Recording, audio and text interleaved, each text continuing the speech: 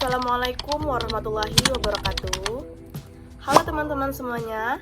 Di video presentasi kali ini, aku akan membahas tentang transformasi pembelajaran, menggagas paradigma baru pendidikan di era perubahan.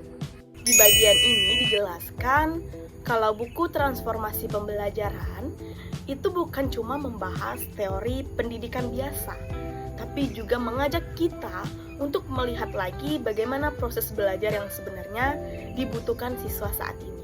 Pendidikan sekarang juga menghadapi banyak tantangan. Yang pertama tentu perkembangan teknologi yang sangat cepat.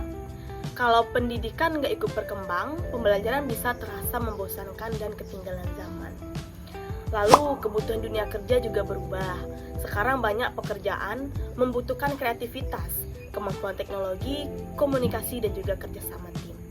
Selain itu, masih ada masalah kesenjangan pendidikan dan juga tantangan karakter generasi muda akibat pengaruh lingkungan digital dan media sosial. Apa yang bisa dilakukan untuk menghadapi tantangan tadi? Nah, yang pertama, pembelajaran harus lebih inovatif dan interaktif. Jadi siswa nggak cuma duduk diam mendengarkan guru, tapi juga ikut aktif berdiskusi dan mencari solusi bersama. Nah, yang kedua, guru juga harus terus belajar dan mengikuti perkembangan teknologi, misalnya menggunakan video pembelajaran, kuis interaktif pakai aplikasi Quizizz, atau media digital supaya belajar lebih menarik. Nah, selain itu, pendidikan karakter juga tetap penting, karena tujuan pendidikan bukan cuma menyambut siswa pintar, tapi juga punya sikap yang baik, disiplin, dan bertanggung jawab. Dalam transformasi pembelajaran, ada beberapa prinsip penting. Yang paling utama adalah pembelajaran berpusat pada siswa. Jadi, siswa lebih aktif dalam proses belajar, bukan cuma mendengarkan penjelasan guru terus-menerus. Lalu ada kolaborasi dan juga komunikasi, karena sekarang kemampuan kerjasama itu penting. Selain itu, siswa juga harus dibiasakan untuk berpikir kritis dan kreatif supaya bisa menghadapi tantangan di masa depan. Jadi, pembelajaran itu bukan cuma fokus pada teori, tapi juga bagaimana siswa bisa menerapkan ilmu dalam kehidupan sehari-hari. Nah, untuk melakukan transformasi pembelajaran, tentu ada langkah-langkahnya. Pertama, guru perlu memahami kebutuhan siswa terlebih dahulu, karena setiap siswa itu punya pemikiran yang berbeda-beda atau punya cara belajar yang berbeda-beda.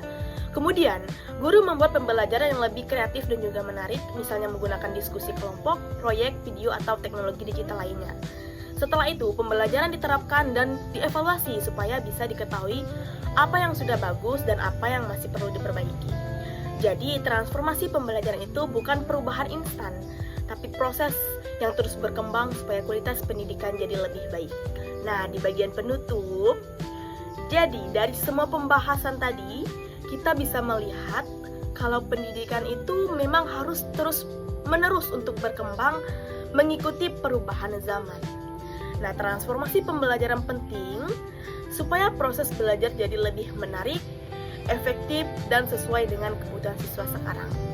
Harapannya, pendidikan di masa depan bisa menciptakan generasi yang bukan cuma pintar secara akademik, tapi juga kreatif, adaptif, dan punya karakter yang baik.